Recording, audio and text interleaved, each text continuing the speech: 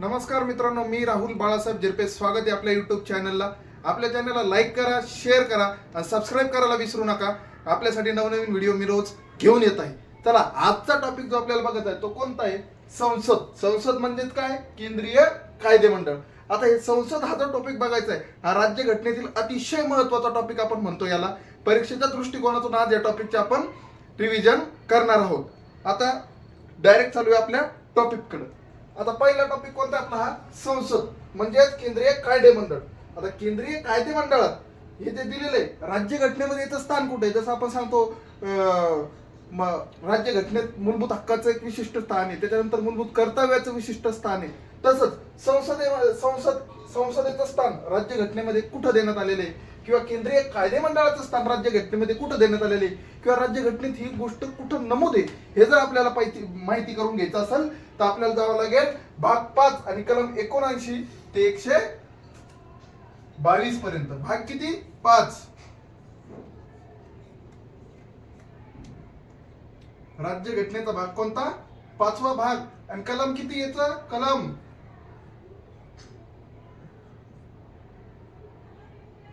79 ते कलम 122 या कलमा अंतर्गत आपल्याला केंद्रीय कायदे मंडळ किंवा संसद, याला काय नाव आहे? संसद किंवा केंद्रीय कायदे मंडळ, या कलमा अंतर्गत आपल्याला याच्या तरतुदी दिसतात. आता भाग 5 आणि कलम 79 ते 122 पर्यंतचा संदर्भ आपल्याला पुढे बघायचा आहे. आता भाग 5 आणि कलम 79 ते 122 पर्यंत आपण डायरेक्ट मुद्द्याला हात घालूया. भाग 5 याची काही नोट डाऊन करायची गरज नाही, किंवा दिसलं नाही किंवा लिहिताना चूक झाली तर टेन्शन घेऊ नका. ऍज इट इज पीडीएफ जे काही इथं भेटणार आहे, तुम्हाला सांगण्यात येणार आहे, त्याची ऍज इट इज पीडीएफ तुमच्यापर्यंत पोहोचतं होणार आहे आपल्या टेलिग्राम चॅनल. आणि टेलिग्राम चॅनलची लिंक दिलेली आहे आपल्या डिस्क्रिप्शन बॉक्स मध्ये. चला चालू करूया आपण. आपल्या इथं भाग लिहून देतो मी. भाग 5.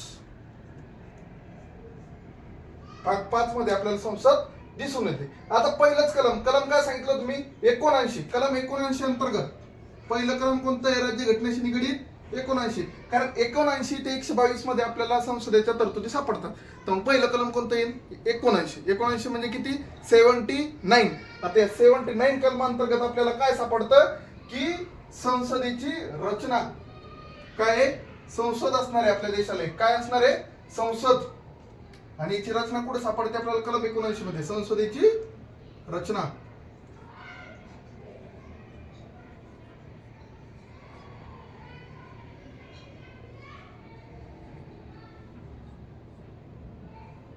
काय सापडते आपल्याला? कलम 79 मध्ये संसदेची रचना.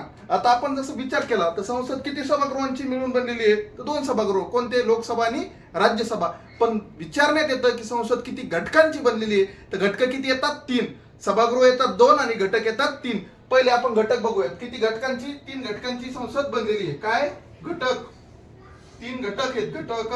सभागृह नाही म्हणत मी, घटक. सभागृह 2च आहेत. घटक किती आहेत? 3. पहिलं काय येतं? लोकसभा.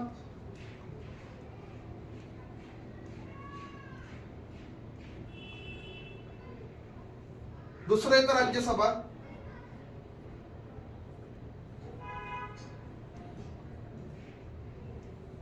आणि तिसरा आणि महत्वपूर्ण घटक म्हणजे संसदेत जो येतो तो असतो आपल्या देशाचे प्रथम नागरिक. कोण? राष्ट्रपती.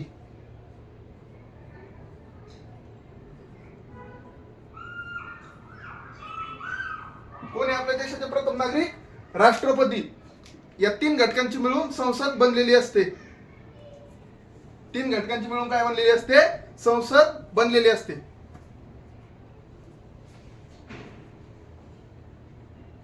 पहिलं लोकसभा, दुसरं राज्यसभा आणि तिसरं येतं राष्ट्रपती. आता यातले 2 सभागृह तुम्हाला जे सांगितले होते ते 2 सभागृह कोणते आहेत? लोकसभा 1, हे एक सभागृह आहे, आणि दुसरं कोणतं आहे? राज्यसभा, हे एक सभागृह आहे. आता उरला टॉपिक राष्ट्रपतींचा. तर राष्ट्रपतींची जी कलम आहेत त्या कलमांबद्दल एक छोटीशी 1 मिनिटाची रील किंवा एक शॉर्ट व्हिडिओ आपल्या चॅनलला सुद्धा अपलोड आहे. आपल्या इंस्टाग्रामच्या चॅनलला सुद्धा तो अपलोड आहे आणि युट्यूबच्या सुद्धा. या राष्ट्रपतींचा एक व्हिडिओ आपण तिथं फक्त कलमांचा व्हिडिओ म्हणतोय मी, फक्त कलमांचा. राष्ट्रपतींशी निगडीत कोणते कलम येतात त्या कलमांचा एक व्हिडिओ मी शॉर्ट मध्ये तिथं टाकलेला आहे, तो तुम्ही पाहून घ्या. आता आपण डायरेक्ट आता जर विचार केला या 3 सभागृहाची मिळून काय बनलेली आहे? संसद बनलेली आहे. आता याच्यामध्ये जे लोकसभा आहे, लोकसभेला काय म्हटलं जातं, काउन्सिल ऑफ स्टेट. जेव्हा संसद पहिले देशात 1935 च्या अंतर्गत स्थापन झाली होती देशामध्ये संसद, त्यावेळेस या लोकसभेचं नाव काय होतं, लोकसभेचं नाव होतं काउन्सिल ऑफ स्टेट.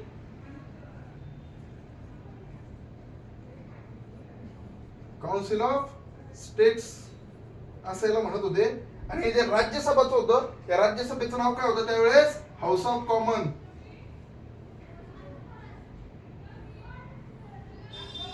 सॉरी चुकलं इथं थोडस, लोकसभेला म्हणत होते house of common.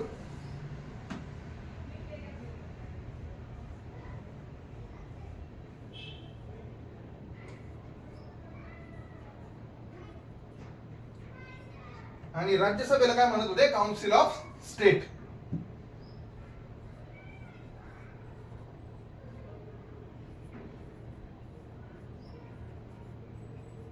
Council of state कशाला म्हणत होते, राज्यसभेला. कधी 1935 च्या कायद्याअंतर्गत आपल्याला हे दोन सभागृह या नावानं दिसत होते. त्यानंतर 1954 मध्ये यांची नावं चेंज झाली. कधी झाली, 1954 मध्ये यांची नावं बदलून काय ठेवण्यात आली, लोकसभा आणि राज्यसभा. काय ठेवण्यात आली, लोकसभा. हाऊस ऑफ कॉमनला 1954 मध्ये काय नाव देण्यात आलं, लोकसभा. आणि 1954 मध्ये राज्यसभेला पण काय नाव दिलं, काय नाव दिलं, काउन्सिल ऑफ स्टेट. या दोन संज्ञा आपल्याला लक्षात ठेवायच्या आहे की जर लोकसभेला लोकसभा हे नाव कधी देण्यात आलं, तर 1954 मध्ये लोकसभेला नाव देण्यात आलं, 1954 मध्ये. आणि राज्यसभेला सुद्धा 1954 मध्ये हे नाव देण्यात आलं. आता ही जी संसद आहे हिचे काही वैशिष्ट्य आपण पाहून घ्यावं. संसदेची काही वैशिष्ट्य आहेत, ते वैशिष्ट्य आपण पाहून घेऊ. काय बघायची आपल्या संसदेची वैशिष्ट्ये.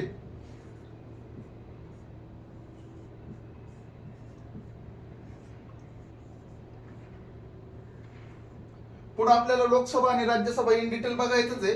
पण ही संसद जे वेळेस रचना बघतो आपण त्यावेळेस हे संसदेची वैशिष्ट्य बघणं आपल्याला गरजेचं असतं. आता आपल्या वैशिष्ट्यांमध्ये सगळ्यात पहिलं वैशिष्ट्य काय येतं, भारताची जी संसद आहे ती संसद किती प्रमुखांची आहे. या संसदेला दोन प्रमुख असतात, एक नामधारी आणि एक कार्यकारी. किती प्रमुख असतात, दोन. एक नामधारी आणि एक कार्यकारी. त्याच्यामुळे पहिलं वैशिष्ट्य काय येतं, प्रमुख किती आहेत, दोन.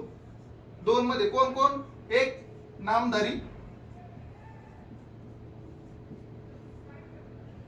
आणि दुसरं जे येतं ते कार्यकारी.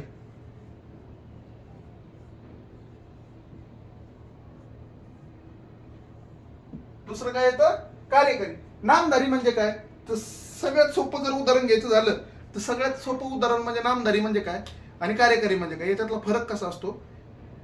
संसदेचा म्हणजे एखाद्या गोष्टीचा कारभार नावाने एकाचा चालतो, पण तो कारभार ऍक्च्युअल करणारा कोणीतरी वेगळाच असतो, कोणीतरी वेगळाच. म्हणजे आपल्या घरात जर आपल्या आईचं चालत असेल तर आपल्या घराचा नावाचा कारभार चालतो वडिलांच्या नावाने, पण ऍक्च्युअल कारभार बघताय कोणी घरात, आई.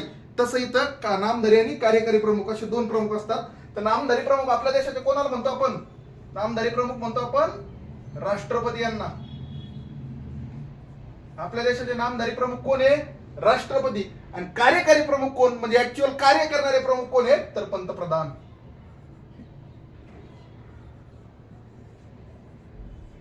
कोण आहे, पंतप्रधान. आणि आत्ताचे राष्ट्रपती आणि आत्ताचे पंतप्रधान कोण आहे, सध्याचे राष्ट्रपती कोण आहेत, आदिवासी महिला द्रौपदी मुर्मू. आणि पंतप्रधान लाडके आपले सर्वांचे नरेंद्रभाई मोदी. कोण आहे, नरेंद्रभाई मोदी. आपल्या देशाचे सध्या कोण आहेत, पंतप्रधान आहेत. आता कायदे मंडळ आणि कार्यकारी मंडळ यांच्यात सहकार्य असतं आपल्या संसदेचं. हे दुसरं वैशिष्ट्य. कितवं, दुसरं वैशिष्ट्य काय आहे, कार्यकारी मंडळ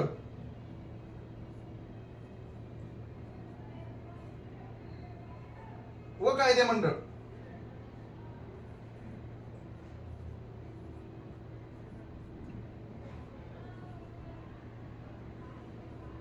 यांच्यात काय असतं, सहकार्य असतं आपण असं म्हणतोय.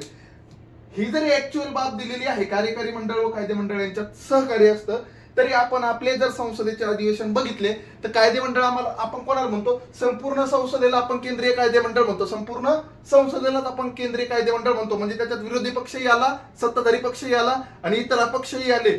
सगळेच पक्षातले खासदार तिथे येतात. त्याच्यामुळे आपण संसदेला काय म्हणतो, कायदे मंडळ. ते सगळे कोण झाले, कायदे मंडळाचा एक भाग झाला. आणि कार्यकारी मंडळ कोणाला म्हणतो? ऍक्च्युअल शासनात जे बसलेले आहेत ना, ऍक्च्युअल शासन जे करतायत, जो सत्ताधारी पक्ष आहे, त्या सत्ताधारी पक्षातील काही लोक जे असतात ते कॅबिनेट मंत्री म्हणून असतात, काही राज्यमंत्री म्हणून असतात, त्यानंतर काही आपण इतर खात्यांचे मंत्री, अतिरिक्त मंत्री म्हणून त्यांना कारभार दिलेला राहतो. हे सगळं असतं कार्यकारी मंडळ. आता कार्यकारी मंडळ आणि कायदे मंडळाचा समन्वय असतो असं आपलं वैशिष्ट्य आहे. पण मुळात पाहायला गेलं तर हा समन्वय प्रत्येकच वेळेस दिसून येईल असं होत नाही. प्रत्येक वेळेस कायदे मंडळाचा कार्यकारी मंडळाचा समन्वय तिथं दिसून येईल असं होत नाही.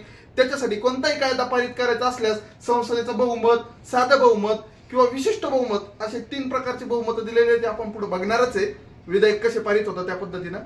तर त्या बहुमतानुसार ते पारित केले जातात. त्या गोष्टीसाठी इथं म्हटलेलं आहे की कार्यकारी मंडळ आणि कायदे मंडळ यांचा समन्वय असतो. आता आपल्या संसदेचं जे तिसरं वैशिष्ट्य आहे ते काय आहे? पंतप्रधानाचे नेतृत्व आहे, सामूहिक जबाबदारी. काय आहे? पंतप्रधान जे आहेत ना आपले,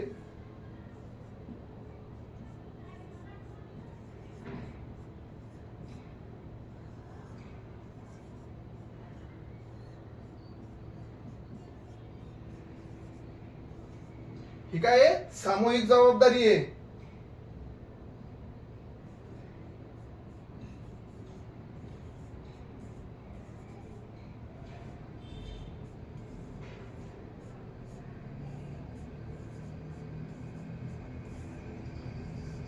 पंतप्रधानाचं नेतृत्व हे एक सामूहिक जबाबदारी आहे.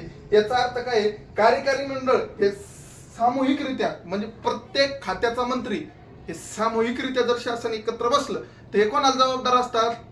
डायरेक्ट संसदेला, डायरेक्ट त्या संसदेच्या दोन्ही सभागृहाला हे जबाबदार असतात. सामूहिकरित्या म्हणतो मी, प्रत्येक जण सेपरेटली नाही. सामूहिकरित्या जर हे आले तर हे कोणाला जबाबदार असतात? संसदेला जबाबदार असतात.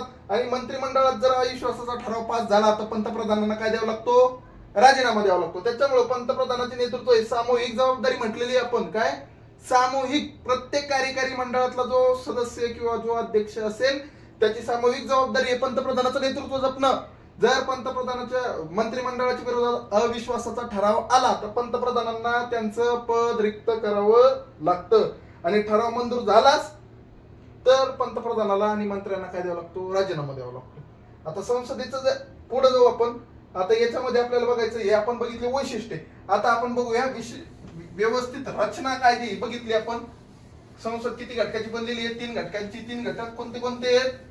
लोकसभा, राज्यसभा आणि राष्ट्रपती. हे 3 घटकांची काय बनलेली आपली संसद बनलेली आहे. लोकसभा, राज्यसभा आणि राष्ट्रपती या 3 घटकांची संसद बनलेली आहे.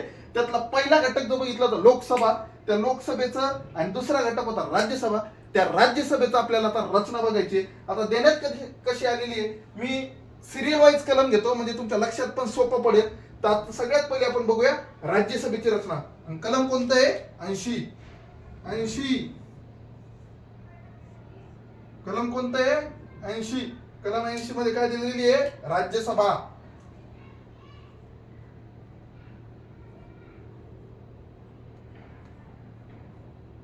कलम 80 मध्ये काय दिलेलं आहे? राज्यसभेची रचना देण्यात आलेली आहे. कितव्या कलमामध्ये देण्यात आलेली आहे? कलम 80 मध्ये राज्यसभेची रचना देण्यात आलेली आहे. आता राज्यसभेबाबत जर विधान लक्षात घ्यायचे तर कोणते विधान लक्षात घ्यावे लागतात आपल्याला?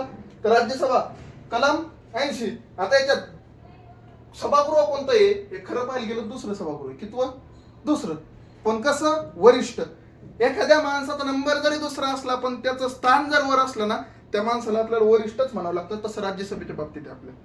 राज्यसभेचा जरी सभागृहात नंबर दुसरा असेल तरी ते वरिष्ठ आहे. त्याच्यामुळे त्यातलं पहिलं वाक्य काय येतं की कोणतं सभागृह आहे? सभागृह जर विचारलं आपल्याला तर कसं आहे? द्वितीय सभागृह. कसं आहे?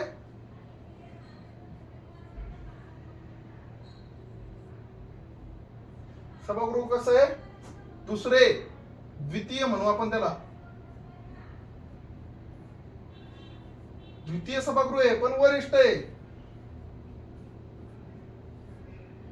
कसं आहे? वरिष्ठ. वरिष्ठ म्हणजे मोठा सभागृह आहे. कशामुळे वरिष्ठ आहे?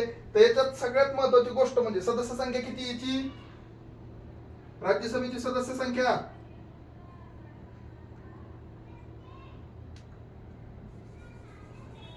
राज्यसभेची सदस्य संख्या टोटल येते 250. सदस्य किती देतात 250.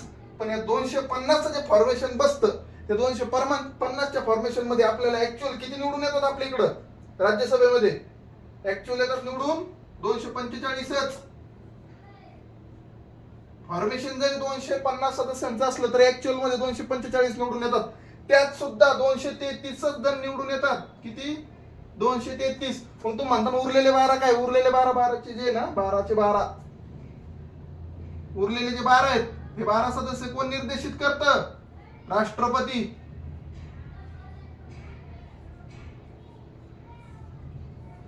राष्ट्रपती निवडतात हे 12 सदस्य. राष्ट्रपती निवडतात म्हणजे काय करतात राष्ट्रपती? हे जे 12 सदस्य 233 निवडून येतात राज्यसभेवर, नो डाऊट, मान्य आहे आपल्याला. यांची निवडणूक कशी होते? अप्रत्यक्ष होते. अप्रत्यक्ष निवडणूक होते. यांना आपल्याला मतदान करता येत नाही. आपण निवडून दिलेले आमदार आणि खासदार यांना मतदान करून कुठं नेतात? राज्यसभेवर नेतात. त्याच्यामुळे यांची निवडणूक कशी आहे? अप्रत्यक्ष. आणि उरलेले 12 जण जे आहेत ना, या 12 जणांची डायरेक्ट नेमणूक कोण करतं? राष्ट्रपती. आता कशासाठी करतात? काही गरज होती का? होती ना गरज भाऊ. बिगर गरजेचं काहीच होत नाही आपल्या संसदेत. गरज काय होती? तर हे जे 12 सदस्य येतात हे 12 सदस्यांचं जे आपण वर्गीकरण बघितलं हे येतात कुठून? कला, साहित्य, कला, साहित्य, विज्ञान, कला, साहित्य, विज्ञान आणि समाजसेवा.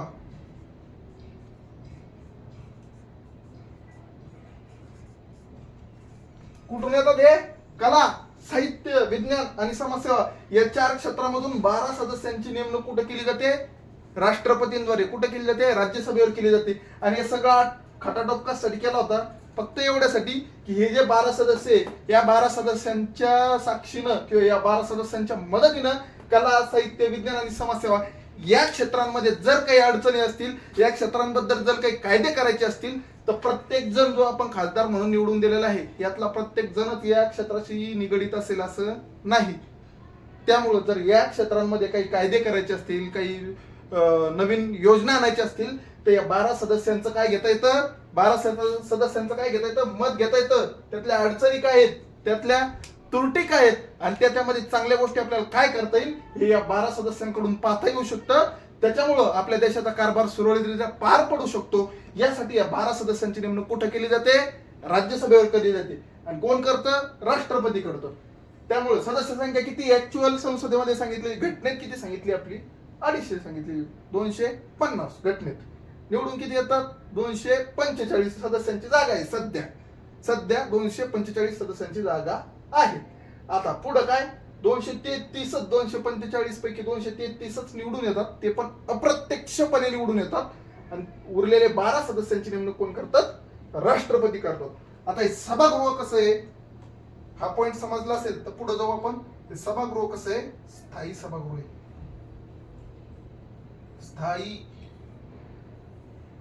स्थायी सभागृह याचा अर्थ काय होतो माहिती का? तुमची लोकसभा दर 5 वर्षानं किंवा बहुमत नसल्यानं विसर्जित करता येते.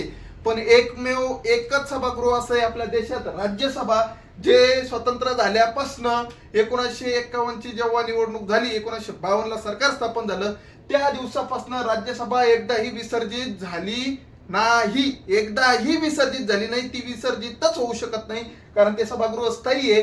देशात लोकसभे आज चालू असो किंवा नसो, राज्यसभा कायम सभागृह चालू असतं. हे स्थायी सभागृह आहे. हे कंटिन्यू चालू असतं. हे सभागृह विसर्जित होत नाही. लोकसभा तरी 5 वर्षांना विसर्जित होते. बहुमत गेल्यानं लोकसभा विसर्जित होते. पण राज्यसभेच्या बाबतीत ते नाही. राज्यसभेच्या बाबतीत काय आहे? स्थायी सभागृह आहे. तटस्थ म्हणजे लोकसभेसारखा लात मारून हाकून देता येत नाही यांना. राज्यसभेला कोणीही विसर्जित करू शकत नाही. जर घटनेत तसा बदल करण्यात आला तर ती गोष्ट वेगळी. पण सध्या तरी घटनेत तसा बदल नाही की राज्यसभा विसर्जित होईल म्हणून. त्याच्यामुळे आजही राज्यसभा ही काय आहे? स्थायी सभागृह आहे.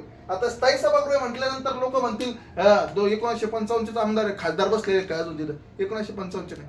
सभागृह जर स्थायी असलं तरी यामध्ये जो उमेदवार निवडून जातो ना त्याचा कार्यकाळ आहे. कार्यकाळ किती वर्षाचा आहे? उमेदवारांचा कार्यकाळ म्हणतो मी. उमेदवार जो आहे उमेदवाराचा कार्यकाळ जर विचारला तर उमेदवाराचा कार्यकाळ किती आहे? 6 वर्ष. किती आहे कार्यकाळ? 6 वर्ष. एक गोष्ट अजून याच्यावर प्रश्न येऊन गेलेला आहे की राज्यसभेचा कार्यकाळ 6 वर्ष आहे, हे विधान चुकीचं आहे का बरोबर आहे? तर राज्यसभेचा कार्यकाळ 6 वर्ष नाही. राज्यसभेचा काय उमेदवाराचा कार्यकाळ काय आहे? 6 वर्ष. पण राज्यसभेचा कार्यकाळ आहे का? नाही. घटनेत कुठे दिलेला आहे का? नाही. राज्यसभा कसं आहे? स्थायी. त्याच्यामुळे राज्यसभेचा कार्यकाळ घटनेत देण्यात आलेला नाही. उमेदवाराचा कार्यकाळ काय आहे? 6 वर्ष. आणि दर किती वर्षांनी? दर 2 वर्षांनी. किती? दर म्हणजे प्रत्येक, काही जणांना समजत नाही, प्रत्येक 2 वर्षांनी. प्रत्येक 2 वर्षांनी किती सदस्य निवडून येतात नवीन? ते 1/3 सदस्य जे राज्यसभेवरले किती? 1/3 सदस्य निवृत्त होतात दर 2 वर्षांना. 1/3 सदस्य म्हणजे या एकूण 245 चे 1/3 सदस्य काय होतात? निवृत्त होतात. आणि त्याच्यावर नवीन 1/3 सदस्य दर 2 वर्षांनी त्यांची निवड केली जाते. कुठं? राज्यसभेवर केली जाते. किती वर्षांनी? दर 2 वर्षांनी यांची निवडणूक घेण्यात येते. 1/3 सदस्य निवृत्त झाले की नवीन 1/3 सदस्य निवडून येतात. आणि इथं असं काही नाही की एक उमेदवाराचा कार्यकाल पूर्ण संपल्यानंतर त्याला पूर्ण नेमणुकीसाठी तो सुद्धा पात्र असतो की तो परत राज्यसभेची निवडणूक लढवू शकतो. असं काही तरतूद आहे नाही की राज्यसभेची एकदा निवडणूक लढली की परत उभा राहता येत नाही म्हणून. त्याचा जर 1/2 वर्षांना कार्यकाळ संपला तर संपल्यानंतर तो परत पुढच्या निवडणुकीसाठी तो उभा राहू शकतो. त्याच्यामुळे टेन्शन घ्यायचं काम नाही. आता पुढे जर पाहायचं झालं तर राज्यसभा जे राज्यसभाचं अध्यक्षपदाचा जर विचार केला, काय अध्यक्षपद? राज्यसभेचे अध्यक्ष नसतात, सभापती असतात. खरं पाहायला गेलं तर अध्यक्ष लोकसभेचे असतात, राज्यसभेचे काय असतात? सभापती.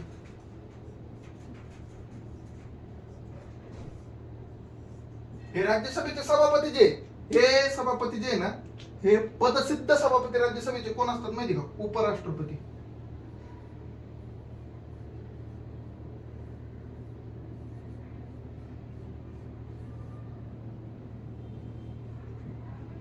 काय असतात? उपराष्ट्रपती. कोण असतात? राज्यसभेचे सभापती असतात. कोण? उपराष्ट्रपती हे राज्यसभेचे पदसिद्ध सभापती असतात. ही गोष्ट नोट डाऊनच करून ठेवा. इथं त्यांच्या फक्त उपसभापती जो आहे तो अध्यक्ष पॅनल मधून निवडून आणला जाऊ शकतो. पण जो माणूस उपराष्ट्रपती म्हणून निवडून येईल तोच माणूस राज्यसभेचा कोण असतो? सभापती असतो. ही काळ्या दगडावरली पांढरी रेघ असं समजून चाला. कारण जो माणूस उपराष्ट्रपती म्हणून निवडून येईल ना तोच माणूस कुठं जातो? राज्यसभेच्या सभापतीवर जातो. कारण उपराष्ट्रपतीला उपराष्ट्रपती म्हणून एकही कार्य देण्यात आलेलं नाही. ते कार्य काय करतात? एक तर राज्यसभेचे सभापती म्हणून कार्य करतात, आणि दुसरी गोष्ट जेव्हा राष्ट्रपती त्यांच्या पदावर नसतील किंवा ते पद रिक्त असेल तर त्या काळात ते राष्ट्रपती म्हणून कार्य करतात. त्याच्यामुळे उपराष्ट्रपतींना 2च कार्य असतात. एक तर सभापती म्हणून काम बघणं कुठं? राज्यसभेवर. आणि जेव्हा राष्ट्रपती नाही येत किंवा राष्ट्रपतीचं पद रिक्त आहे त्यावेळेस उपराष्ट्रपती त्या पदावर जाऊन काय करतात? राष्ट्रपतीचा कारभार बघतात. ते पण किती दिवसांसाठी? 6 महिन्यांसाठी. कारण केंद्रीय निवडणूक आयोगावर काय बंधन आहे की 6 महिन्याच्या आत राष्ट्रपती पदाची निवडणूक घेऊन नवीन राष्ट्रपती देशाला देणे. कारण आपल्या घटनेत सांगितलेलं आहे की देशाच्या राष्ट्रपतीच्या पदावर कायम एक व्यक्ती राहील, ते पद रिक्त ठेवता येणार नाही. त्याच्यामुळे उपराष्ट्रपती म्हणून जर कार्य कोणते असतील असं जर सांगितलं की उपराष्ट्रपती म्हणून उपराष्ट्रपतींना उपराष्ट्रपती पदाचेच कार्य देण्यात येतात तर ते विधान साफ चुकीचं आहे. उपराष्ट्रपतींना उपराष्ट्रपती म्हणून कोणतंही कार्य वेतन भत्ते भेटत नाही. त्यांना कार्य वेतन भत्ते जे काही भेटतात ते भेटतात सभापती कुठले? राज्यसभेचे म्हणून. आणि दुसरं जेव्हा ते राष्ट्रपती पदावर जातात तेव्हा. हे झालं राज्यसभे बाबतीत आपलं थोडस इंट्रोडक्शन झालं. आता विधायकाच्या बाबतीत राज्यसभेला काय अधिकार आहे ते जर बघायचं असेल तर आपण ते हळूहळू थोडस नंतर आपण ते बघू शकतो. कारण ज्यावेळेस आपल्या लोकसभेचे अध्यक्ष समजतील आणि राज्यसभेचे अध्यक्ष समजतील त्यानुसार आपण ते बघू शकतो. आता सध्या आपल्याला फक्त राज्यसभेचं सभागृह काय आहे, कितवं आहे, काय एवढंच बघायचं होतं. कारण अध्यक्ष जे आहेत ना, लोकसभेचे अध्यक्ष आणि राज्यसभेचे सभापती यांच्यासाठी सेपरेट कलम आहे. ते आपण एक एक एक एक एक करून सिरियल वाईजच घेऊ, ज्याच्यामुळे तुमच्या जास्त लक्षात राहील आणि लक्षात ठेवायला सोपं जाईल. हे झालं आता राज्यसभे बाबतीत आपण एवढं बघितलं. आता आपलं दुसरं सभागृह जे दुसरं सभागृह आपलं कोणतं आहे? लोकसभा. ते लोकसभेचं कलम किती? 81. त्याच्यामुळे आपण वळूया आपल्या पुढच्या कलमांकडे. लोकसभेचं कलम 81.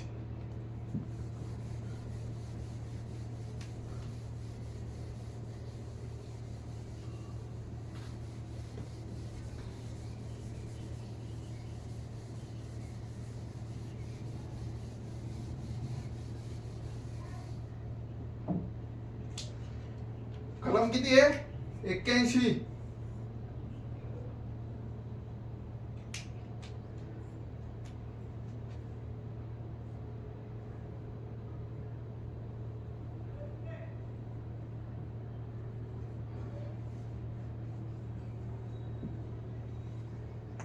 आपला जवळपास आता हे जे लेक्चर आहे ना हे 15 ते 20 मिनिटाचा शूट झालेलं आहे.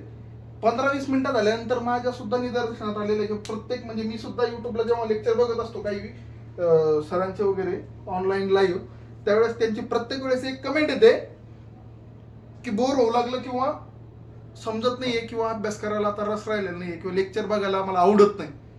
तर आता लेक्चररनं लेक्चर शिकवा का गौतम पाटील सारखं ठमके मारीत बसा हेच कळत नाही त्यांना, पण संबंधच येत नाही. आता लोकसभा हे जर शिकवायला गेलं तर याच्यात शिकवण्यात थेरॉटिकल पार्ट आहे, प्रॅक्टिकल काही आहे नाही. इतिहासासारख्या गोष्टी बनवून समजून सांगू शकत नाही, भूगोल सारखं तुम्हाला नकाशा काढून सुद्धा सांगू शकत नाही. ही गोष्ट लिहून आणि जेवढं सांगता येईल तेवढं समजून प्रत्येक लेक्चर समजून सांगतो. पण पोरांची अपेक्षा असते काय, पोरांची अपेक्षा असते मास्तरना वर्गात लगेच ठमके माराव, नाचाव, गाव आणि मग आम्हाला शिकवा. अरे भाऊ तसं नाही जमत. कसं काय जमत तसं तसं करीत परला आमच्या गौतम पाटील मध्ये काय फरक राहील, काहीच नाही. त्याच्यामुळे लक्ष ठेवून ऐकत जा. एखादा अर्धा जोक पास करणं ठीक आहे, पण प्रत्येक वेळेस लेक्चर मध्ये ह्या सगळ्या गोष्टी घडतीलच असं नसतं. तर आपण बघूयात लोकसभेच्या बाबतीत. लोकसभेच्या बाबतीत काय बघायचं आपल्याला, कोणतं सभागृह आहे.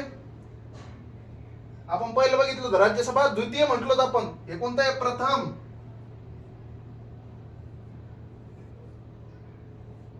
आपण म्हणतो बघा कधी कधी एखादा पोरगा जर आला आपल्याकडं म्हटलं मला 90%, तुला किती होते, तू जर म्हटलं मला 60%, पहिल्याला 90 आणि दुसऱ्याला 60%, तर पहिला म्हणतो तू काय फायदा आहे एवढं कमी मार्क घेऊन तू इथे.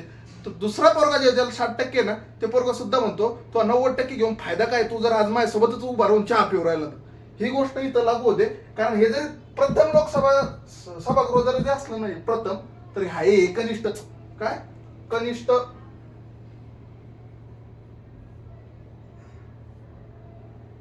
राज्यसभेपेक्षा दर्जा खाली आहे सभागृहाला. प्रथम जरी असलं तरी काय फायदा ते, 90% असून फायदा काय आहे तर आपल्या सोबतच नाही. तर तसा गोष्ट आहे, प्रथम जरी असून फायदा नाहीये, कनिष्ठ आहे, हे लक्षात घ्या. त्यानंतर पुढे जर पाहायला गेलं तर लोकसभेची ऍक्च्युअल जी रचना दिलेली होती, ऍक्च्युअल रचनेमध्ये सदस्य संख्या जी सांगितली होती आपल्या घटनेत, सदस्य संख्या काय सांगितली होती, सदस्य संख्या ते पाहूया आपण. दरवेळेस हेच उत्तर मग.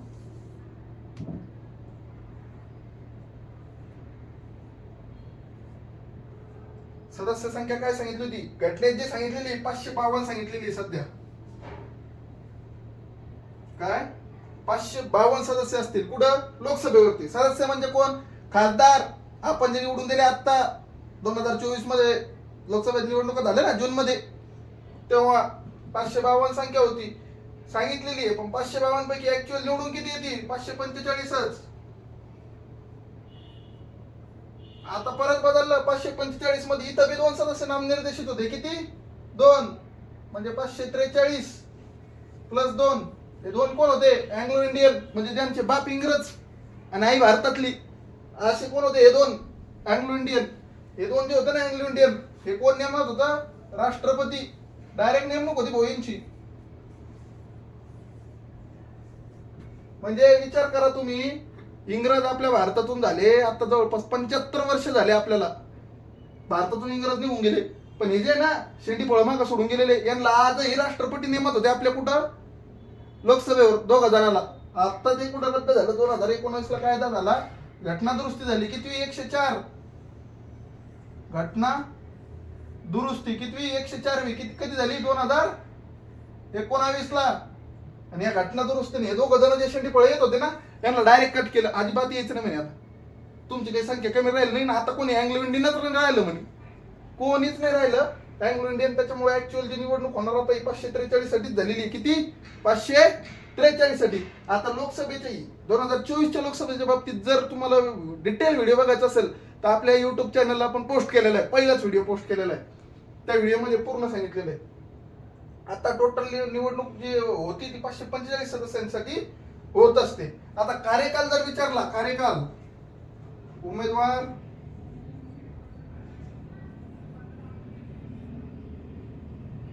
उमेदवाराचा कार्यकाल किती असतो, 5 वर्ष असतो. इथं किती वर्ष? 5 वर्ष. आणि सभागृह कसं असतं? अस्थायी.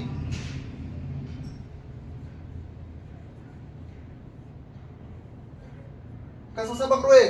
अस्थायी सभागृह आहे. त्यामुळं लक्षात घ्या, उमेदवाराचा कार्यकाळ किती वर्षाचा आहे? 5 वर्ष जाणार. सभागृह काय आहे? अस्थायी. राज्यसभा काय होतं? स्थायी होतं. हे अस्थायी का बरे? कारण इथं जर 5 वर्षाचा कार्यकाळ संपला तर लोकसभा विसर्जित होतेच. आणि दुसरी गोष्ट, जर सरकारचं बहुमत गेलं, कोणत्याच पक्षाकडे बहुमत नसेल तर लोकसभा विसर्जित. डबल इलेक्शन, घ्या खर्च, दनादन वोटिंग डबल. त्याच्यामुळे इथं काय आहे? अस्थायी सभागृह आहे. उमेदवाराचा कार्यकाळ किती वर्ष सांगितला होता? 5 वर्षाचा. पण सर्वसाधारणपणे 5 वर्षाचा कार्यकाळ असतो. लोकसभेच्या सभागृहाचं जरी सांगत झालं तर सर्वसाधारण 5 वर्ष, पण ते फिक्स नाही. जर लोकसभेत कोणाला बहुमतच नसेल तर सभागृह विसर्जित करता येतं आणि निवडणुका परत घेता येतात. तेवढं लक्षात घ्या. आता याचे अध्यक्ष कोण असतात? अध्यक्ष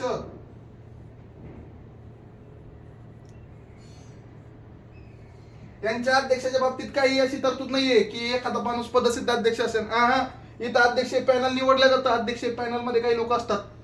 त्या लोकांपैकी एक जण कोण बसतो? जो आपण निवडून दिला तो खासदार. त्या खासदारांपैकी एक खासदार कोण असतो? अध्यक्ष असतो. कुठला? लोकसभेचा. बरं, लोकसभेचा अध्यक्ष होण्यासाठी मर्यादा काय? मर्यादा फक्त एकच, त्यानं लोकसभेचा मेंबर असला पाहिजे. म्हणजे लोकसभेचा तो काय असला पाहिजे? हे सदस्य. या 545 पैकी एक जणच असला पाहिजे. तो याच्या बाहेर नाही चालणार. कोणी उठून सुटून तिथं खुर्चीवर जाऊन बसला तर जमत नाही भाऊ. इथं काय लागतं? 545 पैकी एक जण अध्यक्ष म्हणून इथं पाहिजे. आणि मतदान पद्धत कशी आहे?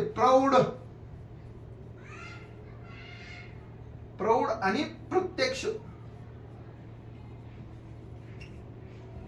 मतदान पद्धती. कशी आहे? प्रौढ आणि प्रत्यक्ष. गेलते ना 2024 ला शाही लावायला, त्यालाच म्हणते प्रौढ आणि प्रत्यक्ष मतदान पद्धत. कशाला म्हणते? प्रौढ आणि प्रत्यक्ष मतदान पद्धत, त्यालाच म्हटलं जातं. आणि यानुसारच 543 सदस्य जे आहेत ना, ते राहतात घटक राज्यांचे आणि केंद्रशासित प्रदेशांचे. आता कोण असतात? प्रतिनिधी म्हणतात. प्रत्येक जिल्ह्याचा किती खासदार आहे? एक खासदार आहे. प्रत्येक जिल्ह्याला किती खासदार? एक. आणि याचं वय वर्ष जर विचारलं की उमेदवार होण्यासाठी, या उमेदवाराला इथं निवडून येण्यासाठी किती वर्ष वय पाहिजे, तर 25 वर्ष पूर्ण पाहिजे रे भाऊ. 24 वर्ष वयात तुम्ही लोकसभेची निवडणुकात लढू शकत नाही. आता याच्यावर प्रश्न आला होता की पंतप्रधानाची वय मर्यादा काय? पंतप्रधानाची वय मर्यादा काय असेल? 25 वर्ष. कारण लोकसभेला निवडून यायला किती वर्ष वय? 25 वर्ष. मग पंतप्रधानाची पण 25 वर्ष असं ना भाऊ. राज्यसभेच्या बाबतीत तो मुद्दा सुटला. राज्यसभेत जर निवडून येत असेल तर तुम्हाला वय मर्यादा 30 पाहिजे. 30 वर्ष तुमची कंप्लीट पाहिजे. 30 वर्षाचे तुम्ही म्हातारे पाहिजे, तेव्हा तुम्ही तिथं जाऊ शकतात. किती वर्षाचे म्हातारे पाहिजे? 30 वर्षाचे. आणि इकडे लोकसभेला यायला 25 वर्षाचे तुम्ही काय पाहिजे? म्हातारे पाहिजे. तेव्हा तुम्ही लोकसभेवर निवडून येऊ शकता. आज आपण काय पाहिलं? आता लोकसभा राज्यसभेची रचना पाहिली, काय असतं काय नाही, थोडंसं इन डिटेल गेलो नाही आपण, वरती बघितलं त्याला. आता पुढच्या व्हिडिओमध्ये आपण काय बघणार आहोत? लोकसभेचे अध्यक्ष, राज्यसभेचे अध्यक्ष कंपॅरेटिव्हली बघू. म्हणजे तुम्हाला लगेच लक्षात येईल की यांच्या अध्यक्षपदामध्ये काय घोळ आहे, कसा घोळ आहे ना, लगेच लक्षात येईल. कंपॅरेटिव्हली यांचे अध्यक्ष बघू आणि पुढच्या काही गोष्टी आहेत ज्या संसद चॅप्टर मध्ये येतात त्या पुढच्या व्हिडिओमध्ये बघू. फक्त लक्ष द्या आणि ऐका, मग सबस्क्राईब करा आणि चॅनलला लाईक करा विसरू नका. चला येतो आता.